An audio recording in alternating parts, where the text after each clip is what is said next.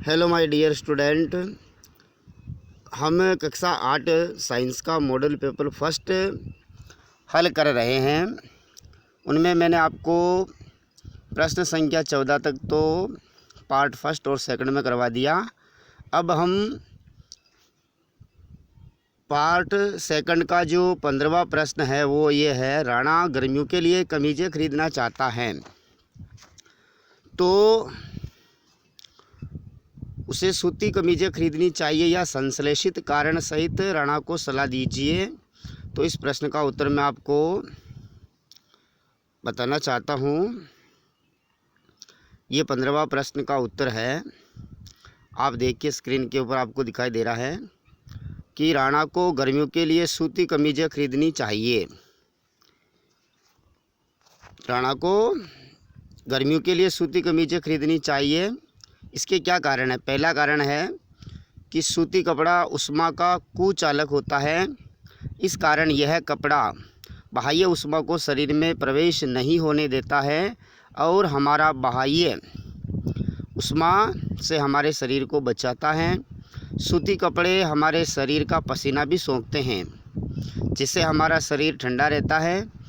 इस संश्लेषित कमीज़ें न तो पसीना सोखते हैं और न ही छिद्रमय होते हैं। इस कारण राणा को गर्मियों के लिए सूती की कमीज़ें खरीदनी चाहिए, न कि संश्लेषित कमीज़ें। इस प्रकार हमें गर्मियों के लिए राणा को सूती कमीज़ें खरीदने की सलाह ही देंगे, न कि संश्लेषित कमीज़ें खरीदने की सलाह देंगे। इसके बाद जो अगला प्रश्न ये है, 16वां प्रश्न, निम्नलिखित के कारण दीजिए। इसमें क और ख है। कॉपर जिंक को उसके लवण के विलयन से विस्थापित नहीं कर सकता है। और दूसरा है, सोडियम और पोटेशियम को मिट्टी के तेल में रखा जाता है। इन दोनों के कारण हमें बताने हैं। तो इसका कारण हम नीचे देखते हैं। पहला ये है, जो कॉपर होता है, कॉपर का प्रतीक Cu जिंक से कम क्रियाशील होता है। इस कारण कॉपर जिंक को उसके लवण से विस्थापित नहीं कर सकता है। यदि इसकी रासायनिक अभिक्रिया लिखना चाहते हैं तो इस प्रकार है, Cu + ZnSO4 is equal to no reaction. यानी कि कॉपर जिंक सल्फेट को जिंक को विस्थापित नहीं कर पा रहा है, कोई अभिक्रिया नहीं हो रही है। दूसरा कारण ये कि सोडियम और पोटेशियम जो धातुएं होती है ये क्रियाशील होती है। अत्यधिक क्रियाशील होने के कारण इनको केरोसिन में, मिट्टी के तेल में रखा जाता है, क्योंकि अगर इनको हम बाहर रखेंगे तो ये ऑक्सीजन और जल के साथ अभिक्रिया करके ऊष्मा उत्पन्न करती है। यही कारण है कि इनको संरक्षित रखने के लिए मिट्टी के तेल में रखा जाता है। इनका उत्तर आप ये पढ़ सकते हैं स्क्रीन के ऊपर। इसी प्रकार अगला प्रश्न है, वर्णन कीजिए मृत वनस्पति से कोयला किस प्रकार बनता है। यह प्रक्रम क्या कहलाता है? 17वां प्रश्न है। तो इसका उत्तर ये है, कोयले के निर्माण का जो प्रक्रम है, मैंने आपको एक डायग्राम के माध्यम से भी समझाया है। पृथ्वी के अंदर कोयले का निर्माण मृत वनस्पति अवशेषों से हुआ है, जो आज से लगभग 300 मिलियन वर्ष पूर्व किसी प्राकृतिक घटना के कारण ये पृथ्वी के अंदर दब गए। समय के साथ साथ इनके ऊपर मिट्टी, कीचड़, रेत आदि की परतें जमा होती गई और पृथ्वी की गहराई में ये दबते गए। पृथ्वी की गहराई में ऑक्सीजन नहीं होने के कारण, यानी कि ऑक्सीजन की अनुपस्थिति और उच्च दाब, ताप और जीवाणु के मिले जुले प्रभाव के कारण ये धीरे धीरे पत्थर जैसे कठोर हो गए, जिसे हम आज जो निकालते हैं उसे कोयला कहते हैं। मृत वनस्पति के धीमे प्रक्रम के द्वारा कोयले में परिवर्तित होने का जो प्रक्रम है वो कार्बनीकरण कहलाता है। मैंने शॉर्ट में इनको समझाया है। पृथ्वी पर सघन पेड़ पौधे थे आज से 300 मिलियन वर्ष पूर्व। उसके बाद मैंने बता रखा, तीर का निशान, कोई प्राकृतिक घटना हुई जिससे पेड़ पौधे पृथ्वी के अंदर दब गए। फिर धीरे धीरे ये मृत पौधों का कोयले में बदले ना, जो कि कार्बनीकरण कहलाता है। इस प्रकार से ये कोयले के निर्माण की कहानी या प्रोसेसिंग या प्रक्रम हम कह सकते हैं। इसके बाद जो अगला प्रश्न है वो इस प्रकार है, 18वां प्रश्न, घर्षण को बढ़ाया और घटाया कैसे जा सकता है? उदाहरण देकर के समझिए। घर्षण घर्षण देखिए, दो सतहों के बीच में लगने वाला जो बल होता है उसे घर्षण बल कहते हैं। घर्षण को बढ़ाना और घटाने के बारे में यह मैं आपको समझा रहा हूँ। सबसे पहले घर्षण को कैसे बढ़ा सकते हैं, तो पहला तरीका है, घर्षण को बढ़ाने के लिए वाहनों के टायर खांचदार बनाने चाहिए। दूसरा तरीका है, फर्श, सड़क या सतह पर कुछ अनियमितताओं की संख्या बढ़ाकर भी घर्षण को बढ़ा सकते हैं। इस प्रकार दो सतहों के बीच अनियमितताओं के अंतःबंधन के कारण घर्षण का मान बढ़ जाता है। उदाहरण के लिए अगर देखें, कार, ट्रक, मोटरसाइकिल इत्यादि वाहनों के टायर खांचदार बनाना। अगला, घर्षण को घटाना। संपर्क में आने वाले दोनों पृष्ठों के बीच की अनियमितताओं को समाप्त कर देते हैं तो घर्षण का मान कम हो जाता है। अर्थात पृष्ठों को चिकना, समतल बनाकर घर्षण के मान को कम कर सकते हैं। उदाहरण के लिए अगर देखें तो वाहनों के गतिशील कलपुर्जों के में ग्रीस तेल लगाकर घर्षण को घटाना। दूसरा, सतह पृष्ठ को पाउडर, तेल इत्यादि से चिकना या फिसलनदार बनाकर भी घर्षण को घटा सकते हैं। इस प्रकार हम घर्षण को बढ़ा और घटा सकते हैं। अगला प्रश्न जो इस प्रकार है सर, अगला प्रश्न 19वां, विद्युत साधित्रों का कभी भी गीले हाथों से अथवा गीले फर्श पर खड़े होकर के स्पर्श नहीं करना चाहिए। विद्युत साधन यानी कि जो विद्युत के उपकरण हैं उनको। तो इनका उत्तर देखिए, 19वां प्रश्न है, विद्युत साधित्रों को गीले हाथों से अथवा गीले फर्श पर खड़े होकर के स्पर्श नहीं करना चाहिए। इसके कारण यह है कि जल में थोड़ी सी मात्रा में प्राकृतिक रूप से कुछ खनिज लवणों की अशुद्धियाँ या कुछ आयन्स होने के कारण जल विद्युत धारा का चालक सुचालक बन जाता है, जिसके कारण हमें विद्युत का झटका लगने की संभावना रहती है। इसलिए हमें गीले हाथों से या गीले फर्श पर खड़े होकर के विद्युत उपकरण, विद्युत साधन, विद्युत साधित्र जो भी है उनको स्पर्श नहीं करना चाहिए। इसका सीधा कारण अगर देना चाहते हैं तो ये कि जो जल होता है, सामान्य जल जो होता है वो विद्युत का चालक होता है, जबकि आशुद्ध जल की बात करें तो वो विद्युत का कुचालक होता है। उसमें किसी प्रकार की कोई अशुद्धि नहीं होती है। ये 19वां प्रश्न था। 20वां प्रश्न अपना ये है, घर के भीतर रहने की स्थिति में आप विद्युत विसर्जन या तड़ित से किस प्रकार अपना बचाव कर सकते हैं। तो इसका जो उत्तर है बिल्कुल सिंपल है। घर के अंदर अगर हम हैं और बाहर बारिश हो रही है और बिजली कड़क रही है, जिसे तड़ित झंझावत के नाम से जानते हैं, तो इससे हम कैसे बचें। तो पहला तरीका है कि हमारे विद्युत तार, टेलीफोन तार, धातु के जो पाइप है उन्हें हमें नहीं छूना चाहिए। बहते जल से हमें बचना चाहिए। कंप्यूटर, टीवी, मोबाइल इत्यादि विद्युत साधित्रों को विद्युत बोर्ड के सॉकेट से निकाल देना चाहिए। ये 2-3 तरीके हैं, इससे हम जो है तड़ित झंझा से बच सकते हैं। अगला प्रश्न 21वां प्रश्न क्या कह रहा सा, तारे एवं ग्रह के बीच में हमें अंतर बताना है। तारे और ग्रह आकाशीय पिंडों के बारे में है सर। देखिए, पहला इसका ये है, तारे जो होते हैं कि 21वें का उत्तर, तारों का अपना खुद का प्रकाश होता है, जबकि ग्रहों का अपना प्रकाश नहीं होता है। इनके ऊपर सूर्य का जो प्रकाश गिरता है, आपतित होता है, ग्रह उनको परावर्तित करते हैं, इसलिए हमें पृथ्वी से देखने पर ये चमकते हुए दिखाई देते हैं, जबकि वास्तव में इनका खुद का प्रकाश नहीं होता है। दूसरा अंतर देखें तो तारे असंख्य है, इनकी हम कोई काउंट नहीं कर सकते हैं, फिक्स काउंट नहीं कर सकते, इसलिए इनको असंख्य लिखते हैं। जबकि अगर हमारे सौरमंडल की बात करें तो जो ग्रह है वो 8 है। 9वां ग्रह था यम, उसकी मान्यता 2006 में वैज्ञानिकों ने रद्द कर दी, उसको ग्रह की श्रेणी में नहीं माना जाता, इसलिए 8 ग्रह रह गए। तीसरा अंतर अगर हम देखते हैं तो तारे रात के समय टिमटिमाते हुए दिखाई देते हैं, जबकि ग्रह कभी भी टिमटिमाते हुए दिखाई नहीं देते हैं। चौथा अंतर, तारों का आकार बहुत ही बड़ा होता है, विशाल होते हैं ये, जबकि ग्रहों का जो आकार है तारों की तुलना में बहुत छोटा होता है या छोटे होते हैं।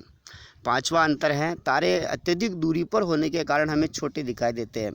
पृथ्वी से तारे बहुत ही अनंत दूरी पर होने के कारण हमें बिल्कुल छोटे से दिखाई देते हैं, जबकि वास्तव में ऐसा नहीं है, बहुत ही विशाल है, पृथ्वी से लाखों गुना बड़े हैं। ग्रह हमारे पास होने के कारण हमें बड़े दिखाई देते हैं, ग्रह तो पृथ्वी से छोटे भी हैं, कुछ ग्रह बड़े भी हैं। इस प्रकार से तारे और ग्रह में ये अंतर जो मैंने आपको बताया 5 अंतर है। अगला प्रश्न, इस प्रकार है। ये हमारे खंड स के जो 21 प्रश्न हैं वो समाप्त हुए। खंड द प्रारंभ होता है। खंड द जो है हमारा 4 अंक का प्रत्येक प्रश्न होगा। इसमें प्रश्न संख्या 22 से लेकर के 25 तक है और इसमें 4 प्रश्न हैं। प्रत्येक प्रश्न अथवा में है, जो एक ही पाठ से लिए गए प्रश्न हैं।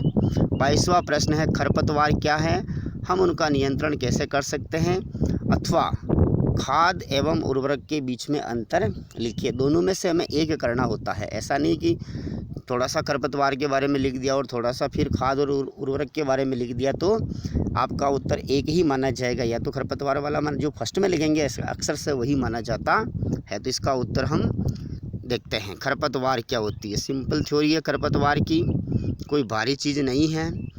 देखिए सर 22वें का उत्तर, खरपतवार जो होती है हमारी मुख्य फसल के साथ में अगर कोई अवांछनीय पौधा जैसे जंगली है, कोई घास फूस है, ये उग जाती है जिनकी हमें मुख्य फसल के साथ कोई ज़रूरत ही नहीं होती है, तो ऐसे पादप खरपतवार कहलाते हैं।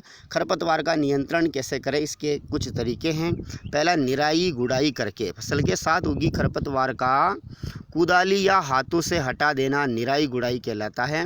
खरपतवार को जड़ सहित उखाड़ना चाहिए, तभी जाकर यह पादप खेत से समूल नष्ट होते हैं। दूसरा तरीका है पटेलो हैरो उपकरण के द्वारा।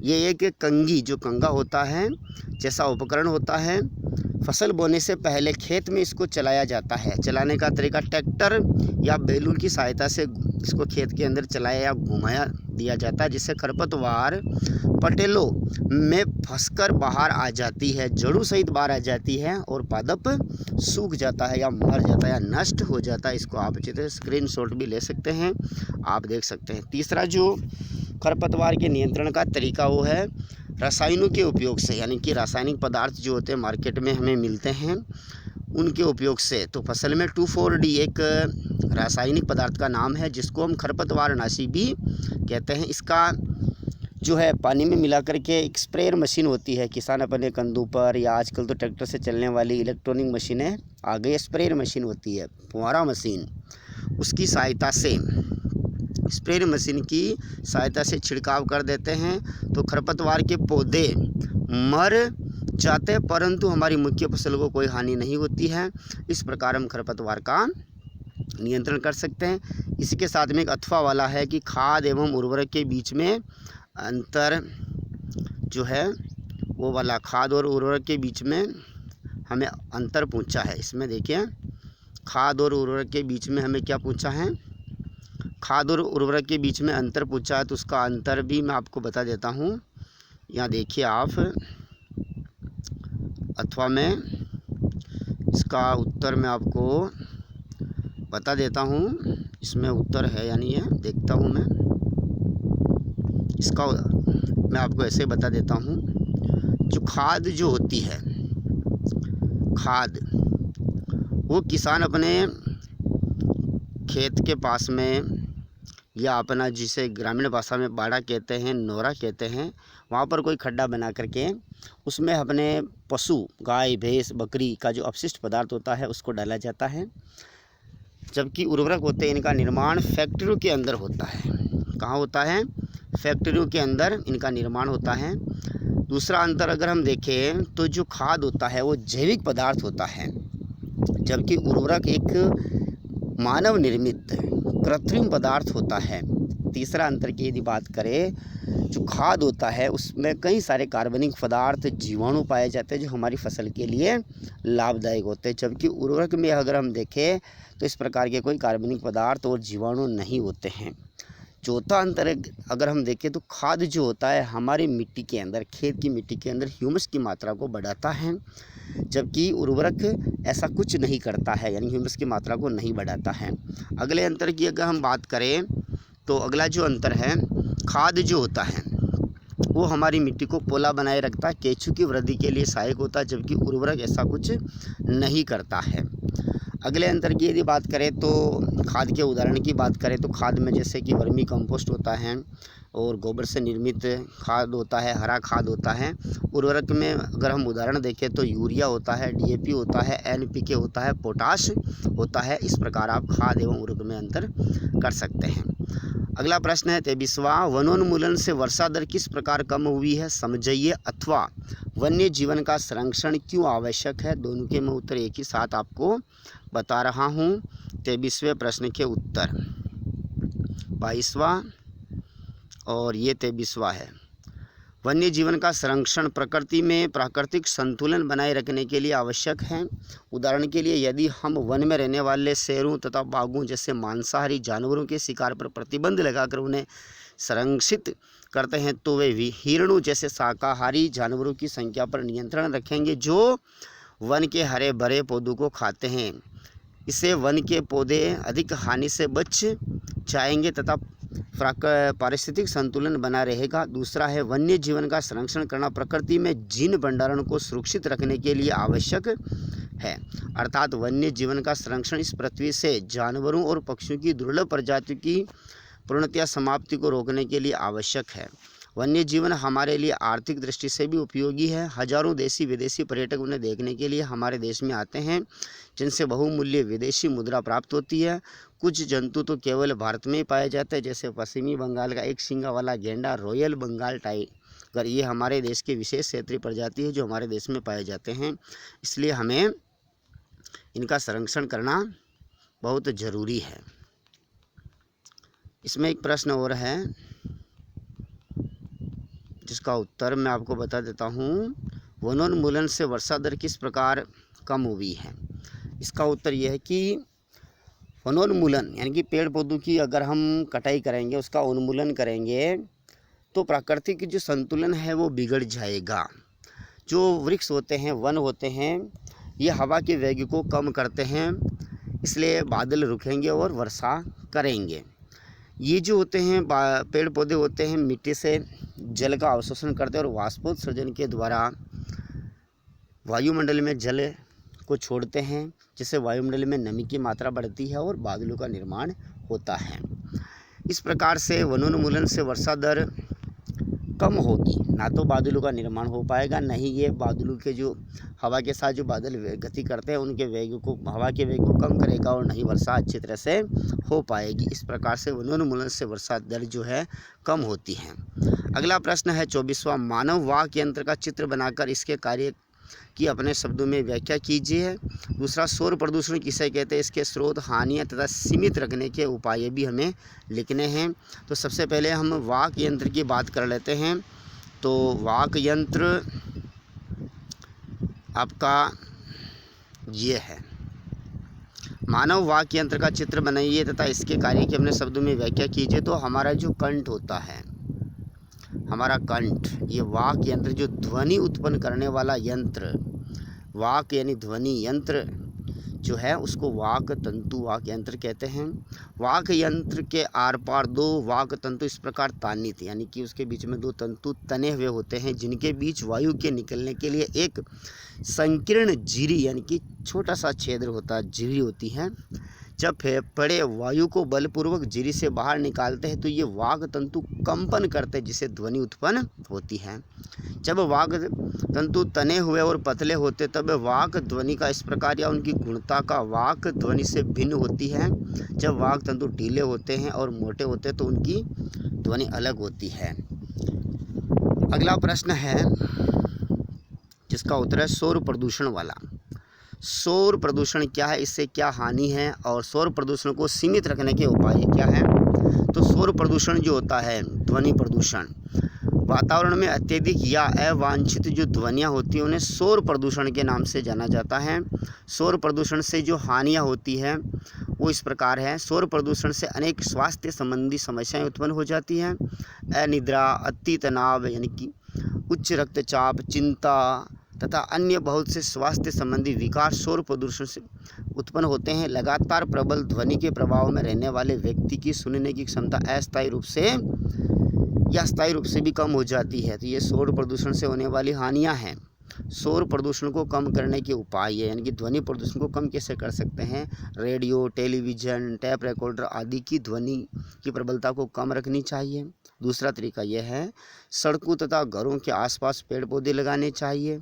घरेलू उपकरणों में स्वशामक युक्तियाँ यानी कि साइलेंसर लगाना चाहिए। शोर प्रदूषण से होने वाले प्रभावों से अवगत कराना चाहिए लोगों को, ताकि वो प्रदूषण कम करें। स्वचालित वाहनों के हॉर्न का उपयोग कम से कम करना चाहिए। तो हम शोर प्रदूषण को इस प्रकार से कम कर सकते हैं। अगला प्रश्न जो 25वां प्रश्न है वो है, शुद्ध वायु तथा प्रदूषित वायु में अंतर स्पष्ट कीजिए। शुद्ध वायु, pure air and polluted air. तो जो शुद्ध वायु होती है स्वच्छ पारदर्शी होती है, जबकि प्रदूषित वायु यह स्वच्छ व पारदर्शी नहीं होती है। शुद्ध वायु इसमें कोई गंध नहीं होती, जबकि प्रदूषित वायु में दुर्गंध होती है। शुद्ध वायु में सूक्ष्म जीव अनुपस्थित होते हैं, जबकि प्रदूषित वायु में सूक्ष्म जीव होते हैं। शुद्ध वायु इसमें धुआं, धूल के कण उपस्थित नहीं होते हैं, इसमें धुआं तथा धूल के कण उपस्थित होते हैं। इसी के साथ 25वां प्रश्न, इनके साथ में हमारा एक और प्रश्न है जो कि अथवा में आते हैं ये, तो इसके साथ कौन सा पौधागर प्रभाव की अपने शब्दों में व्याख्या कीजिए। तो इसका उत्तर भी है, वरना मैं बता देता हूँ, मुझे याद है सब कुछ। पौधागर प्रभाव मैंने लिया तो था, खाद और उर्वरक में अंतर वाला ये देख सकते हैं। यहाँ से आप स्क्रीनशॉट भी ले सकते हैं, यहाँ से पढ़ सकते हैं। जो मैंने बताया सब कुछ यही लिखा हुआ है। पौधागर प्रभाव के बारे में ये आपके सामने है, इसको मैं आपको समझाता हूँ कि पौधागर प्रभाव, ग्रीन हाउस इफेक्ट, GHE, ये क्या होता है कि इसका कंसेप्ट जो है वो कांच के घर से आया। ठंडे प्रदेशों में जो होते हैं उष्णकटिबंधीय जो पादप होते हैं, हमारे यहाँ के सामान्य वातावरण वाले पादप होते हैं या सब्जियों के पादप होते हैं, तो ठंडे प्रदेशों में वो ग्रो नहीं कर पाते हैं। तो उनकी पैदावार के लिए या उनको उगाने के लिए लोगों ने या वहाँ के जो कुछ स्थानीय लोगों ने पहले कांच का घर बनाया। कांच की ये विशेषता होती है कि कांच के अंदर सूर्य का जो प्रकाश होता है वो प्रवेश कर जाता है अंदर, परंतु अंदर से बाहर नहीं निकल पाता है। तो कांच का घर बना दिया जाता है और उसके अंदर पौधे लगा देते हैं, तो टेम्परेचर बढ़ जाता है अंदर का। तो इस प्रकार से पौधागर प्रभाव वहाँ से आया है। इसको ग्रीन हाउस इफेक्ट इंग्लिश में कहते हैं। तो इसी प्रकार से इसी बेस के ऊपर हमारा जो वायुमंडल है, इस वायुमंडल में जो कार्बन डाइऑक्साइड गैस की मात्रा दिन प्रतिदिन वायु प्रदूषण के कारण बढ़ रही है, तो ये भी कांच की तरह कार्बन डाइऑक्साइड गैस क्या करती है, सूर्य से आने वाली जो प्रकाश ऊर्जा होती है उसके अंदर जो अवरक्त किरणें होती हैं उनको ये अवशोषित कर लेती है, वापस बाह्य वातावरण में उसको नहीं जाने देती है। इस प्रकार हमारे पृथ्वी का टेम्परेचर सामान्य टेम्परेचर से कुछ बढ़ रहा है। इसे ही हम पौधागर प्रभाव कहते हैं। तो पौधागर प्रभाव के लिए यदि आपको जिम्मेदार गैस पूछा जाए पृथ्वी के लिए, तो वो कार्बन डाइऑक्साइड गैस है, CO2 गैस है। CO2 गैस के अलावा अगर दूसरी गैस की बात की जाए तो मेथेन है, सल्फर डाइऑक्साइड गैस है। ये हमारे पृथ्वी के टेम्परेचर को बढ़ा रही है। पृथ्वी का जो संपूर्ण टेम्परेचर है यदि एक साथ बढ़ता है, इसे ग्लोबल वार्मिंग कहते हैं, वैश्विक उष्णता के नाम से जानते हैं। और वैश्विक उष्णता से बहुत भयंकर समस्या उत्पन्न हो जाएगी आने वाले समय में यदि हम प्रदूषण को कंट्रोल नहीं करते, वायुमंडल में कार्बन डाइऑक्साइड गैस की मात्रा को कंट्रोल नहीं करते हैं। तो ये पौधागर प्रभाव है। जय हिंद, जय भारत। मेरा ये वीडियो आपको पसंद आया तो लाइक, शेयर और मेरे चैनल को सब्सक्राइब करना ना भूलें। मैं इसी प्रकार के मज़ेदार वीडियो आपके बना करके डालता रहूँगा। सीधा हलवा आपको मैं परोसता रहूँगा। आपको कई किताबों के पेज पलटने की आवश्यकता नहीं है। आप मेरे यूट्यूब चैनल को खोलें और सभी ये कंसेप्ट यहाँ से पढ़ें। इन प्रश्नों के उत्तर आप देख सकते हैं, ये सभी के मैंने अच्छी तरह से, और यहाँ से आप स्क्रीनशॉट भी ले सकते हैं। जय हिंद।